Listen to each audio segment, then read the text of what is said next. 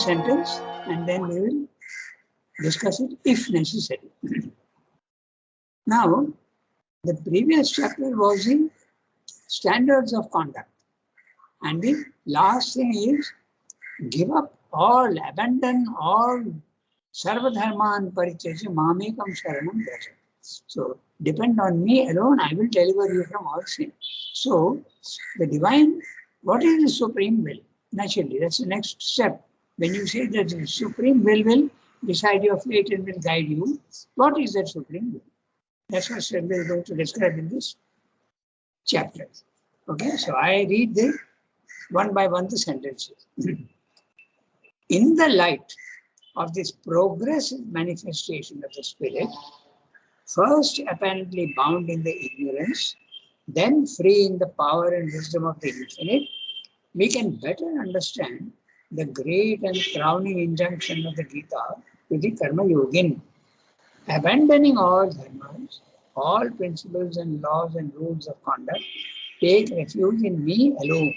So let's look carefully at the sentence. In the light of this, first of all, progressive manifestation of the spirit. The divine is slowly manifesting himself here in the physical world. Okay. The Sri very clearly, when he says progressive manifestation, he is not agreeing with the Buddhists and the Mayavadis who say that there is no evolution, there is only permanent imperfection here. So Sri is not agreeing. The very first word, progressive manifestation, suggests that. Okay, of the spirit. First, apparently bound in the ignorance. So he is giving very broad categorizations. Actually, three categorizations. First, man is bound in the ignorance. Then he becomes free in the second level of the spiritual planes of consciousness. That's it. Then free in the power and wisdom of the infinite. Okay. But if you are in the power of the infinite, in the upper layers of the spiritual planes of consciousness, some sort of power does come. Not total power, but some power. Third level only, the power becomes almost what you need, what you require to change the physical, change things in the physical world. Simply saying we can better understand the great and crowning injunction. So that's the crowning. The Karma Yogin, nothing, the aim is to realize that you are a puppet in the hands of the divine and he will move you in the physical world just like a puppeteer makes the puppets dance. Okay? But the only difference is in the puppeteer, the puppets are unconscious and mechanical. But in your case, when you are doing that, you will be in the happiest possible situation. Happiest, you will be absolutely full of ananda. Because the divine himself is manipulating you. Okay. So, abandoning all dharmas. Dharmas are the standards. Okay. So, it's very often dharma is interpreted wrongly as duty or religion. It's none of the same. Dharma is the law that operates at every level. Dri, it is the law that holds together the physical world. If there are no laws, there will be chaos. So there is a law that holds. The dharma at all levels. The physical man has a dharma, the vital man has a dharma, the mental man has a dharma, and the spiritual man also has a dharma. But at the highest level, give up all dharmas, all standards of conduct, give up. That's all. All standards and rules are temporary constructions founded upon the needs of the ego in its transition from matter to spirit. When Sri is saying standards are temporary, temporary for whom? Are they temporary in the physical world? No. They are permanent in the physical world. But for the individual who is evolving upward, it is temporary. So, it is, as you keep going higher and higher, you see that one by one, the lowest dharmas are being given up. So, it is for that man who is rising in consciousness, it is temporary. Temporary constructions founded upon the needs of the ego in its transition from matter to spirit. So this is the journey of the ego.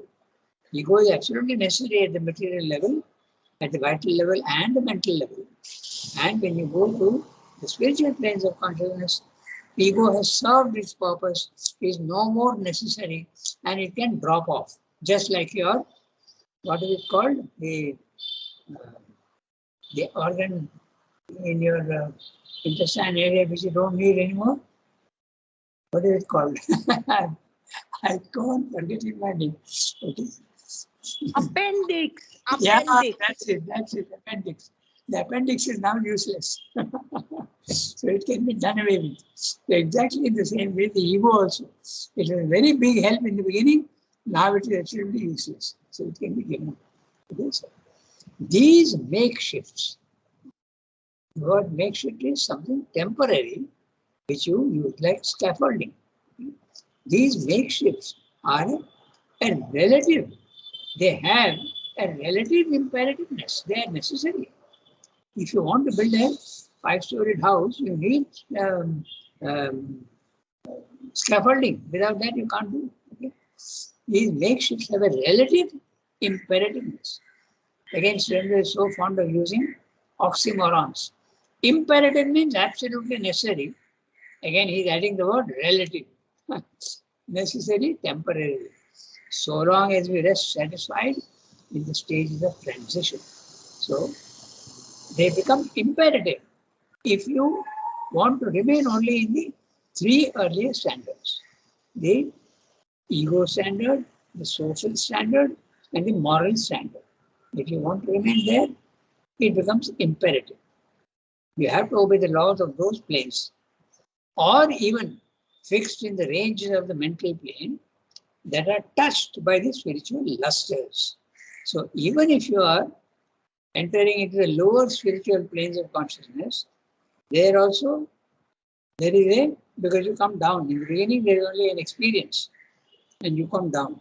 But you have been touched by the spiritual lusters. Look at the language Surendra is using. He's not just using the very plain word light. He's saying luster.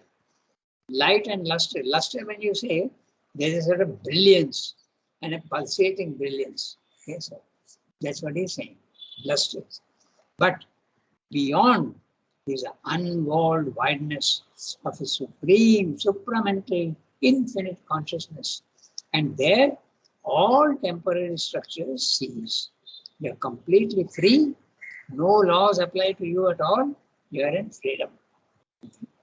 It is not possible to enter utterly into the spiritual truth. Just one second.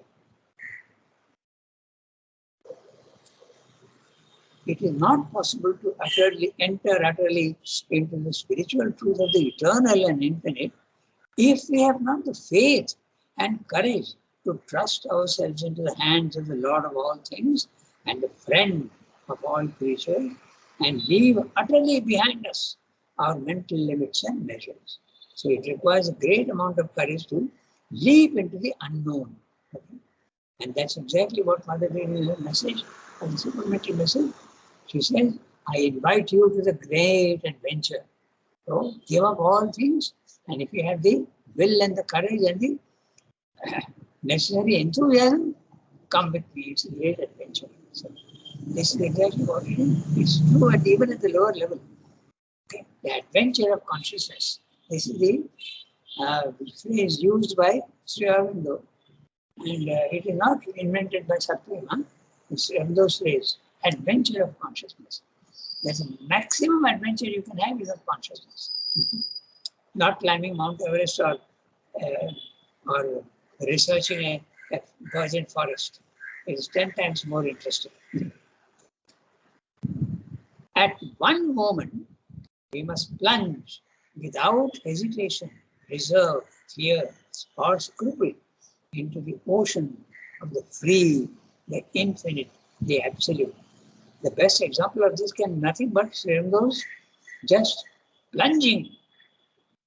He's told, go to Chandranagar, and within 24 hours, he is going to Chandranagar. Yes.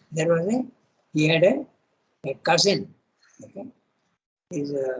And he's a young boy. He arranged everything for Surendra. Chandranagar was a French territory, so he arranged everything for him. You require a medical certificate, There are very interesting stories about how that medical certificate also was obtained. Because Surendra didn't go. It was this boy who went. He has written a book also about his contacts with Surendra. At one moment, you must plunge without hesitation, reserve fear or scruple, into the ocean of the free, the infinite, the absolute. Just two other examples also, this jumping into the ocean without any hesitation. Buddha, who is a king and a prince, and is married with a child, but he just gives up everything and plunges into the trying to find the solution of suffering and old age and disease in the world.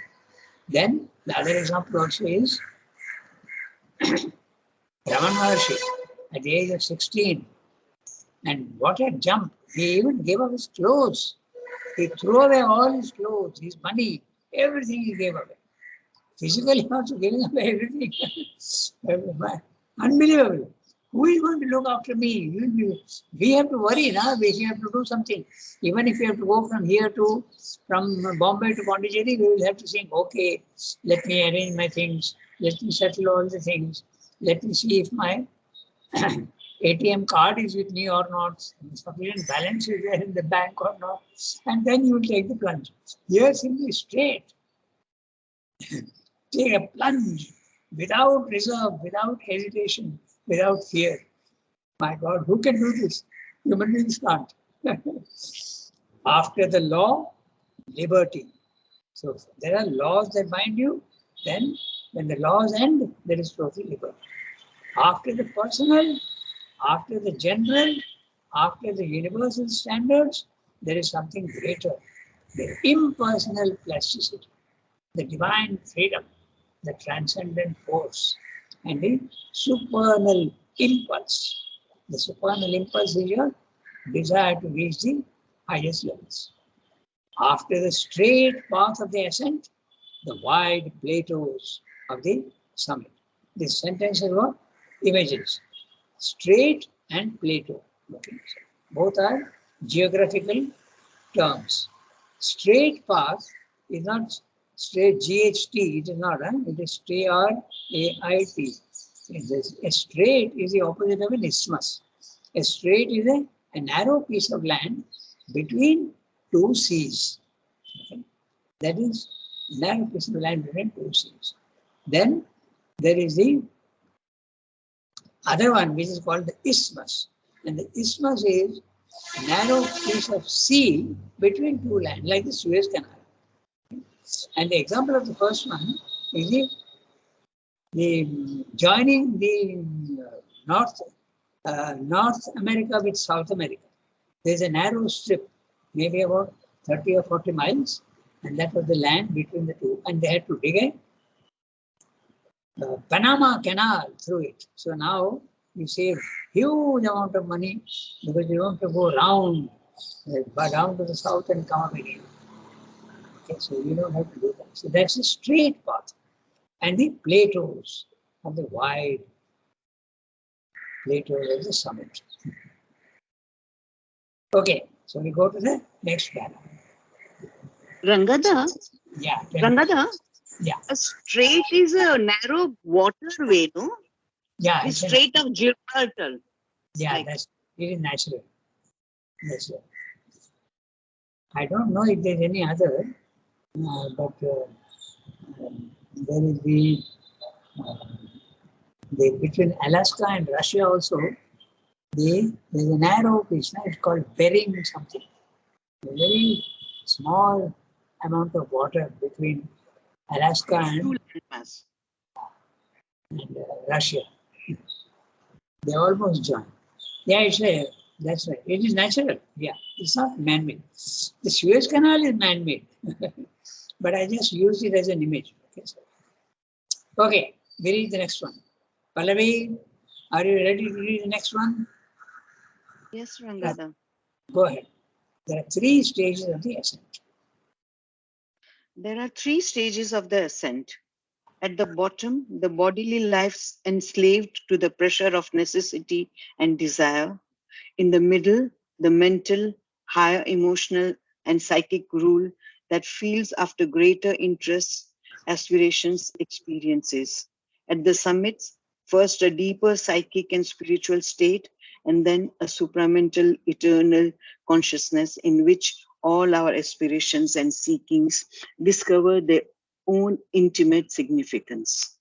In the bodily life, first desire and need, and then the practical good of the individual and the society are the governing consideration, the dominant force.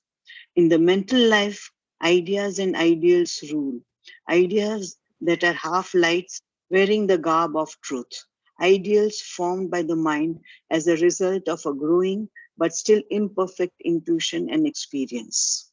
Whenever the mental life prevails and the bodily diminishes its brute insistence, man, the mental being, feels pushed by the urge of mental nature to mold in the sense of the idea or the ideal the life of the individual. And in the end, even the vaguer, more complex life of the society is forced to undergo this subtle process.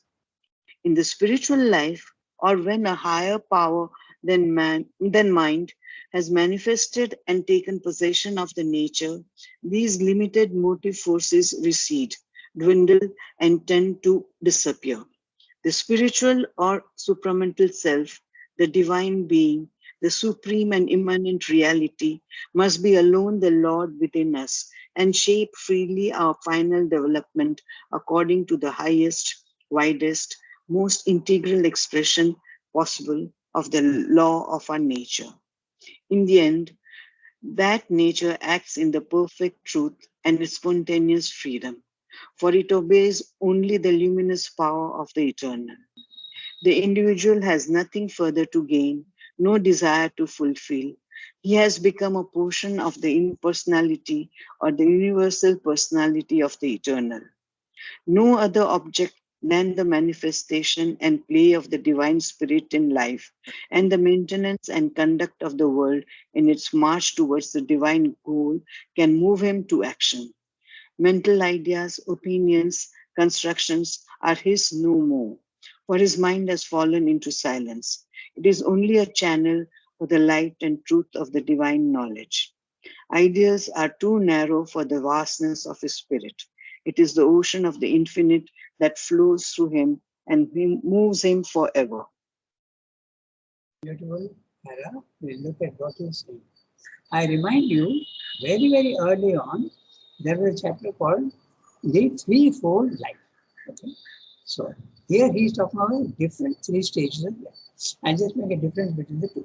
In the first one, the threefold life, he speaks of a material life, okay, material life, and second is the mental life, and the third is the spiritual life. There are the three stages.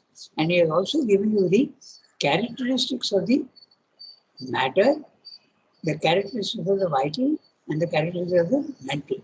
He has given you all these there in that chapter, threefold life, okay, the three stages also. Now he is talking of three different stages and in a very broad categorization. The first is the field of ignorance, where there are three planes. There is matter, there is the vital, and there is the mind. There is a mind plane, below that is the power plane, or if you want the life plane, and then there is the material plane.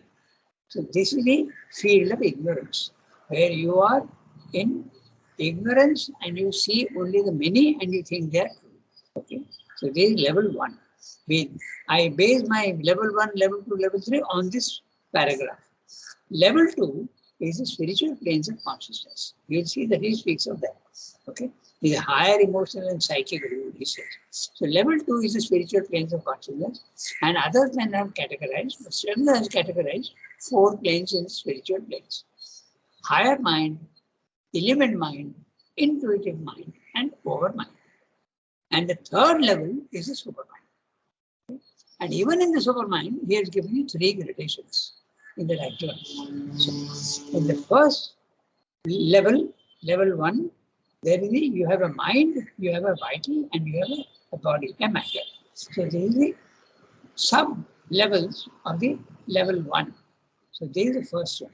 The second one is the spiritual planes of consciousness, where he has given 4 categories. You are in the spiritual plane and your consciousness is far, far greater than the one below, and you are seeing the oneness everywhere, but you are also seeing the many. Then the third level, it becomes absolutely perfect. In the spiritual planes of consciousness are not perfect. They are perfect in contrast to the level 1, but they are imperfect in contrast to level 3. The level 3 is there in the Gita as well as in the Supermind, the Purushottama consciousness, okay, where you are absolutely. So these are the stages he is describing here. Okay. And in the Supermind also, he has given you the triple status of the Supermind. First, there is the oneness. Then there is the sea of oneness starts making small waves. And the third one is the wave becomes more prominent than the sea. Okay? And if an individual is experiencing these, in the beginning, he will see absolutely oneness. Complete static. The sea is absolutely unmoving, calm, plain, pure. Then the second one, the waves start forming. And if an individual experiences that, he will experience that his being is part of the vast impersonal plane of consciousness, but still there is someone who is experiencing that. That's a small wave. And in a third level, if you experience, you will see that you have a clear individuality, but you also perceive that you are part of the oneness of things. You are part of the sea. So in all the 3 stages, there are subdivisions. You can see. Level 1, 3 subdivisions, matter, life, mind. In the level 2, also 4 divisions according to self. According to others, there may be more. Okay? But level higher mind, which is like a broad daylight. Okay? In the lower plane of level 1, your mind is like a candlelit room. You have to struggle to see things. In the higher mind, it becomes like a broad daylight. Then the element mind, it becomes like lightning flashes. So much light. And then in the intuitive mind, again there is a further increase, and over mind is a global universal consciousness where there is a huge amount of knowledge. Okay? But there is still division. Purusha, Prakriti, personality, impersonality, okay, spirit, nature are both real, but they are 2 different. At this third level, supramental level, there is no difference at all. Okay? There is total perfection. So these are the stages that he described. I've given you what he say in the para. We'll just go read sentence by sentence. Rangada, I want to ask. Yes, go ahead.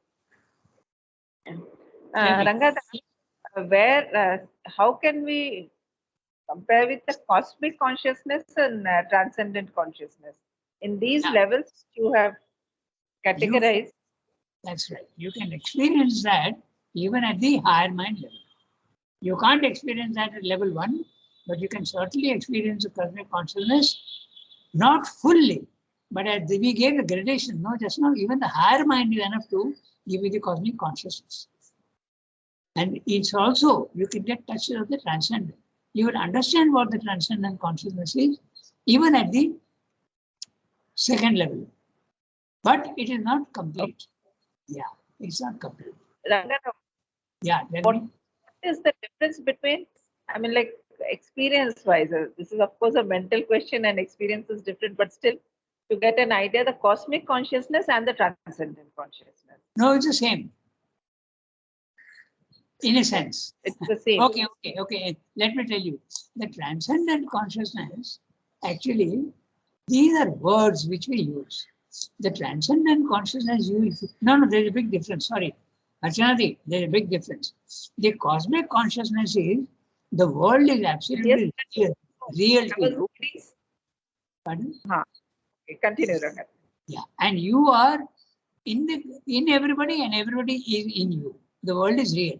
But the transcendent, you are outside the universe. Even the nirvana experience is the transcendent. And you feel the physical world is even unreal or even only shadow play. Real shadows, but only shadow play. You can experience both, depending on the individual. Sometimes they use the word shadow, illusion, and sometimes it's not there at all. The transcendent also has got grades. But you can experience the transcendent even in the lower planes of consciousness. Then what will be the difference or similarity between the supramental and the transcendent? Your internet is up and down. Okay, can you hear me now? Yes, now I can hear you. Tell me. What is the similarity or difference between the supramental and the transcendent? Oh, you can have the transcendent even in the lower planes. But in the supramental, the transcendent is not the only one. In the supramental, the world also is real to you. In the transcendent, the world is not real to you. You are outside the universe. You feel yourself to be outside the universe. So in the supramental, it is cosmic consciousness. Definitely. And cosmic consciousness is nothing. Very small thing compared to the supramental. That's right, because it's perfect. So perfection is there in the supramental. All the contradictions are resolved in the supramental. There are no contradictions, there are no dualities. Okay? So, now we go back to I read each sentence. There are 3 stages of the ascent. Very clearly explaining. Okay? And I have a note maybe. Let me see. Oh, I have not noted down the 3 stages. I can do that afterwards. Okay. At the bottom, the lower level, level 1, what I call the bodily life enslaved to the pressure of necessity. So, Swami is using very interesting words. Enslaved to the pressure of necessity and desire is the nature is completely using you. That's what it means. Enslaved to the pressure of necessity is nature, no? And desire also, your own desire. So you are a slave to the pressures outside you, and desire is something inside you. You are a slave to both. Okay, pressure of necessity is outside, and desire is inside you. You are a slave to both. In the middle, the mental, higher emotional, and psychic room. So this is the level 2, what he's calling, because he's saying higher emotional and psychic room that feels after greater interests, aspirations, experiences at the summits, first a deeper psychic and spiritual state, and then a supramental eternal consciousness in which all our aspirations are seeking. So that's obviously the spiritual planes of consciousness, because he's talking of the greater interests, aspirations, experience also. At the summit, the 3rd level, no, wait, maybe this 3rd level will be something else. We'll read further and then we'll see.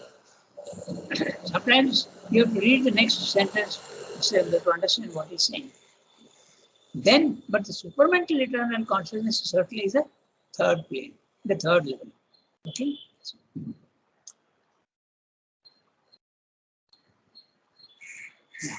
This 3-fold life, the bodily life, the mental life, and the spiritual life, he has referred to it much, much earlier.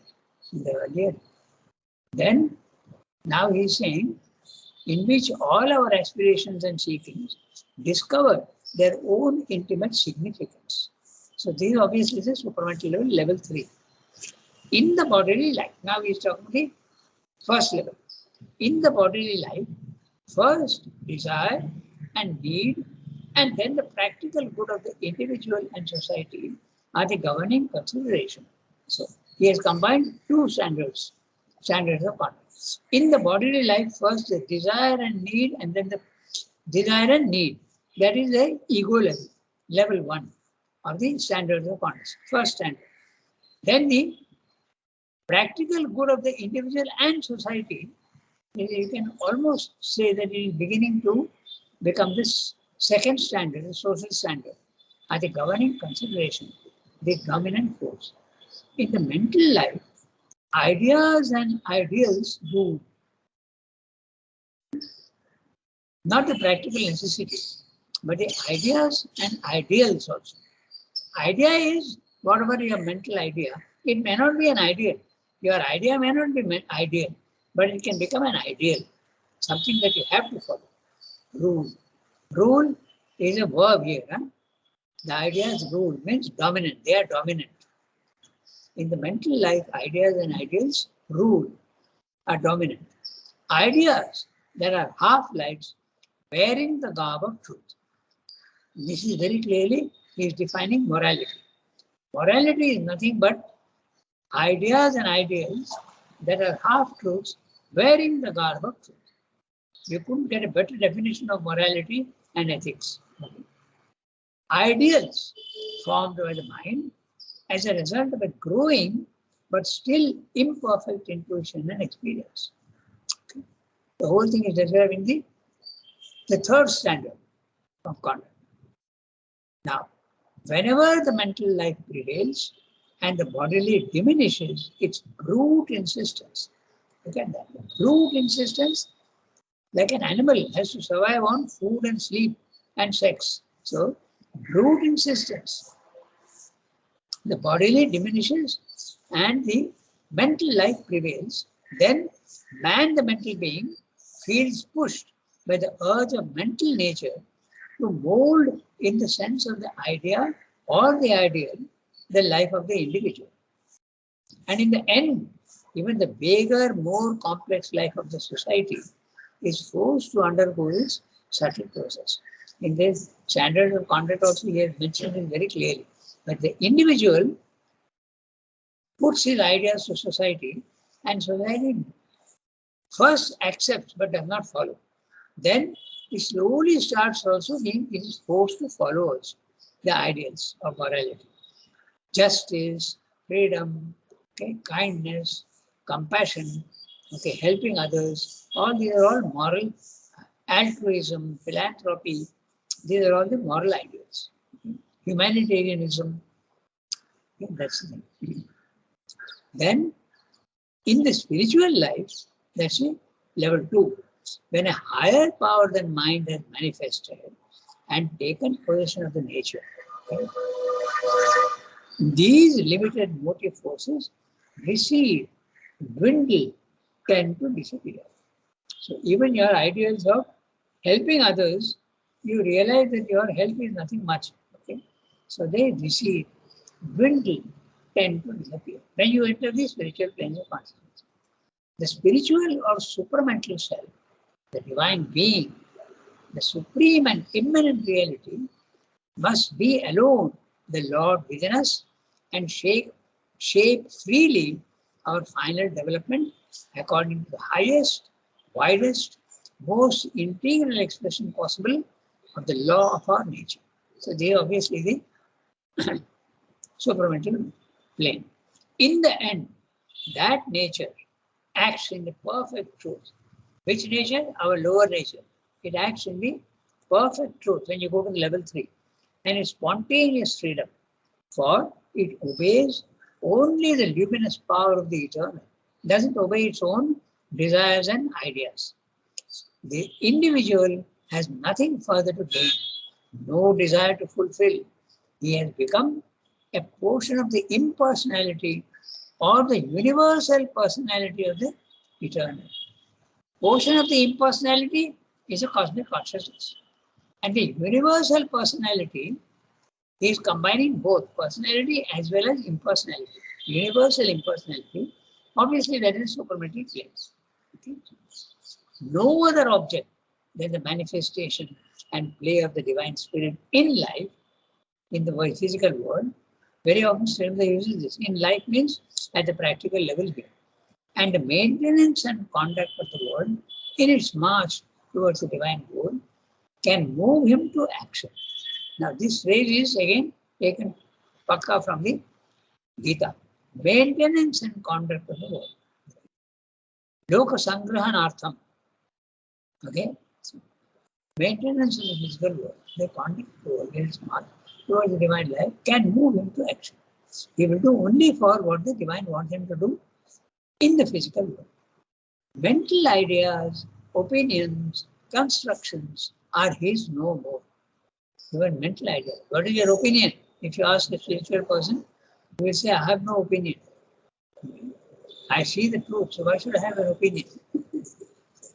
It's only a channel for the light and truth of the divine knowledge. Ideals, even ideals, we pay so much attention to our ideals. Truth, justice, compassion, love, all these become too narrow for the vastness of the spirit. It is the ocean of the infinite that flows through him and moves him forever. So clearly he has described the three stages. Level 1, ignorance. Level 2, the spiritual plane of consciousness. Level 3, total freedom and power also to work in the physical world perfectly, being the instruments of the divine. There you are. So there are 4 minutes still left. We can't start a new para, but if there are any questions, we can take them up. Okay. Or if there are no questions, we can stop.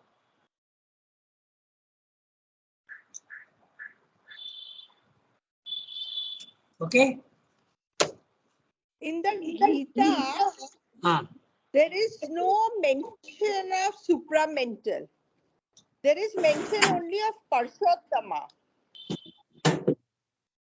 Purushottama, yeah. So that is the supramental plane. But you would call Purshottama also as a supramental plane? Yes. Or is it Shara, Akshara, and then Purshottama? No, that's right. The 3 planes that he's describing here are exactly that. The Kshara is level 1. The Akshara is level 2, spiritual plane.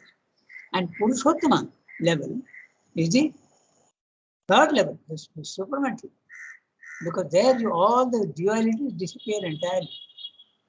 So very clearly, but you know, in the essays of the Gita, when we first started, I remember you mentioning that at the time when the Gita was written, there was no supramental. You had only reached the overmind plane. So, Sri Aurobindo's yoga with the supramental is much above the Gita, no? No. The Gita mentions the Purushottama level, and even the Vedas mention the supramental planes. It's not the word, right? It's a level. The level was experienced even by the Vedas. The Vedic age, they knew what the supramental was. The only difference is that Sri Aurobindo is bringing it down. That is a huge difference. The others, it was a theoretical consideration. Man can go up to the supramental. He can even experience the supramental in bits and pieces. But bringing that down and taking the evolution in the physical world to a next level, nobody has done that. There's even a mention of that Trishanku. Okay? He wanted to go to heaven with his body.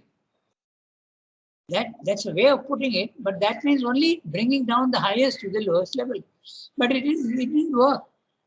It failed. Trishanku is hovering in the middle. Okay? It didn't work out. So the idea was there, but now Sri Aurobindo has done made it a practical thing.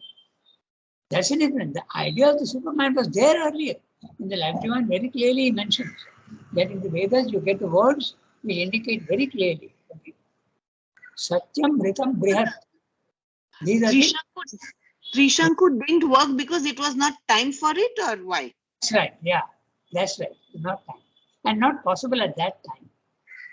At that time, it was not possible. Now, also it is not possible, but when it happens, it will become possible.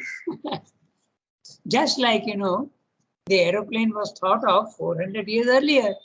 Even Leonardo da Vinci had made sketches, but it was not yet time. We did not know the laws of dynamics, aerodynamics. We did not have light materials. Now we have synthetic materials. We have aluminum, which are much, much lighter than the heavy metals. So it became possible. So there's a time spirit The time spirit is a very important thing. Things in the physical world develop to such an extent that you can do things which are impossible before. Who could have thought 100 years ago that you can go to the moon? No? Impossible. There's a time spirit. Now everything is possible. Now we can very boldly even think of colonizing the planets. They are even thinking of that. Okay, so. If it is time spirit which is determining everything, then why are we struggling? Why are? We struggling to bring it down faster. Man becomes the instrument of the divine in the physical world. Man becomes the instrument of the divine. The divine is doing it through man. He can't do it through the animal because he is not perfect. But man also, not all men are perfect. But those who are It's time we will to do, no? Yeah. Until it is time, we won't be able to do, right? Yeah. Or we can change the time spirit. Yeah, the time spirit will use those instruments which are available to him. I feel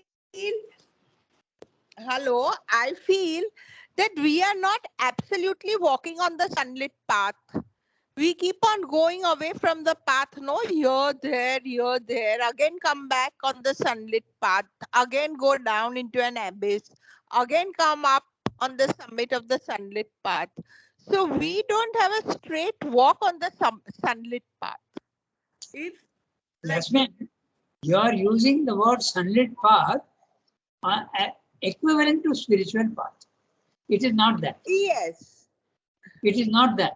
The sunlit path is the one that the man who has got his psychic awakened, he walks on the sunlit path.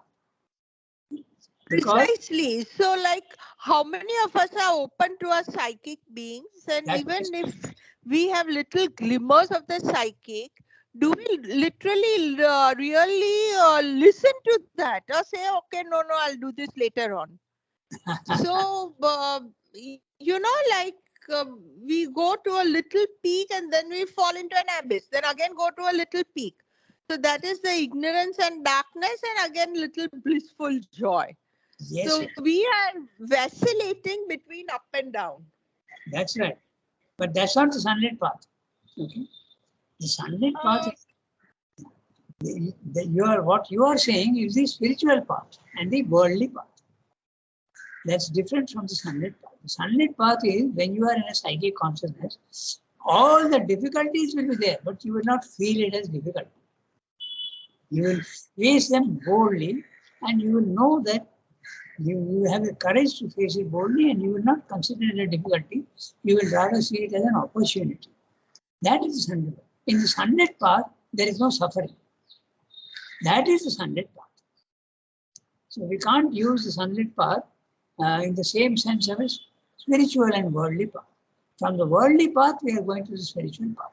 But you may go to a spiritual path even without the sunlit. Okay? You can go to the self without the psychic. So where is the sunlit path there? So sunlit path is a very specific term used only for the... As in Mother said, Sri Aurobindo has said that you need two grapple hooks. The first is to open to the psychic, and the second is to have a silent mind. Of course. And then later on, Mother says that the best thing is first to open to the psychic because it's a protection around you. Okay. But that doesn't mean that everybody does it. There are so many... Precisely. No, we don't do that. No, we are aware of it. To know is good, to do is better, but to be is perfect. So we are only in that initial to know stage. To do is also far away. Yasmin, there are people who don't go to the psychic. They go straight to the self. Okay. Of course. There are all possibilities, permutations and combinations. What Sridhar is saying is that it is desirable to do that. He is not saying it is inevitable. He is saying it is desirable to do the first psychic, then you are on safe ground. That's what it is. Yeah. Okay. Yeah. Okay. It's 5 minutes. Merci beaucoup. Okay. I'm stopping. One. Thank you, Rangana.